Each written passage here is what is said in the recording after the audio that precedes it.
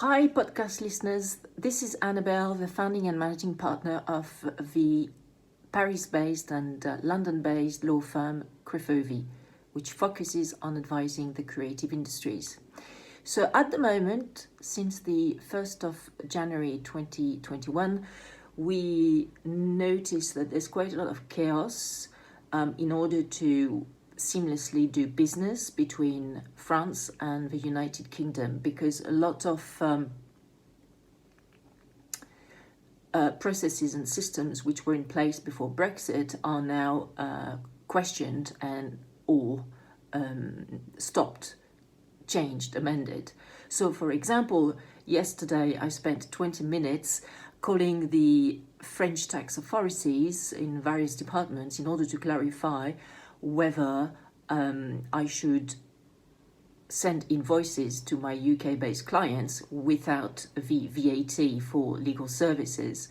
And that is further to checking on the web, on the internet, a lot of articles on the subject, and I just couldn't find my answer. So I actually had to call the French tax authorities to clarify that, yes, indeed, you should not invoice the 20% VAT to a UK business anymore, because now it is a third party state, i.e. outside the European Union.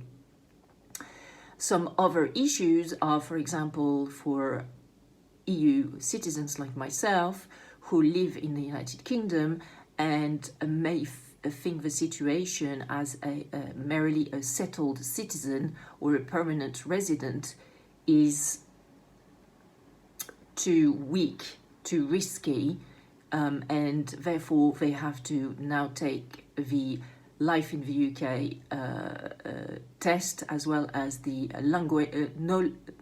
knowledge of English language test, and then apply to get a British citizenship and therefore a UK passport. So there are lots of changes coming due to Brexit. I won't go into the political arguments, which is that Brexit was completely useless and just a knee-jerk reaction of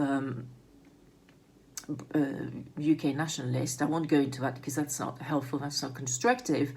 But my piece of advice for the creative industries is to, take it in stride and go one step at a time and double check with the authorities, be it the tax authorities, as I mentioned, or the customs authorities, or your accountant, etc. Just check all these points in terms of invoicing your clients, sending goods from the UK to Europe, in particular France, or vice versa, sending merchandise products from France to the United Kingdom, and taking it one step at a time, calmly, because everybody is facing the same situation anyway, and also be careful.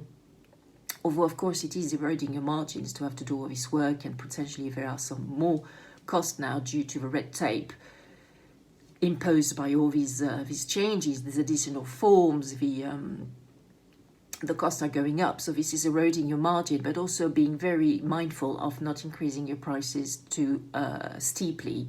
For example, I recently came back to London, to the UK, and my local Tesco, the prices at my local Tesco have gone up probably 30 to 40% since last year. So this is due not only to COVID-19, where major supermarkets like Tesco pretended that they logistic and supply chains were disrupted, therefore they increased their prices, but it is also due to Brexit. Now things are more expensive, primary goods are more expensive to come in the UK.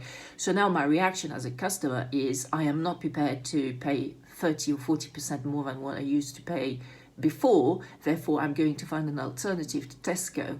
And as a creative industries company or a professional who provides goods to the members of the public, to consumers, I think you really have to be mindful that the competition is very strong out there, especially in this increasingly online world where we live, and therefore you can definitely shop online to find a better deal. So I repeat my piece of advice to the creative industries who do business between France and the UK at this point in time is take it one step at a time and double check everything with the appropriate and relevant authorities in terms of tax consequences to Brexit, customs consequences to Brexit, logistic consequences, contract consequences, IP-related consequences. Just call the appropriate organizations, being the UK IPO, the HMRC, the Customs and Exile in the UK, or the equivalent of these organizations in France.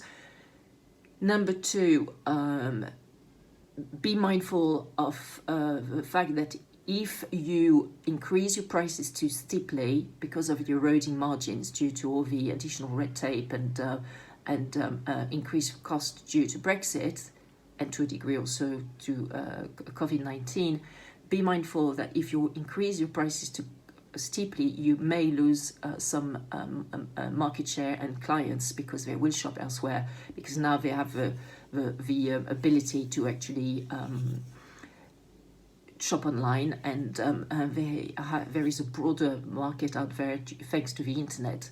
So consumers will go where they get the best deal. So be mindful of all these points, and best of luck for this new year 2021, which starts on a high note. I think everybody will agree that there's a lot of energy going on, and a need and desire for change and more fluidity and seamless business, despite Brexit. And best of luck for this new year 2021. May it be fruitful, constructive, and fun to you all. Bye for now.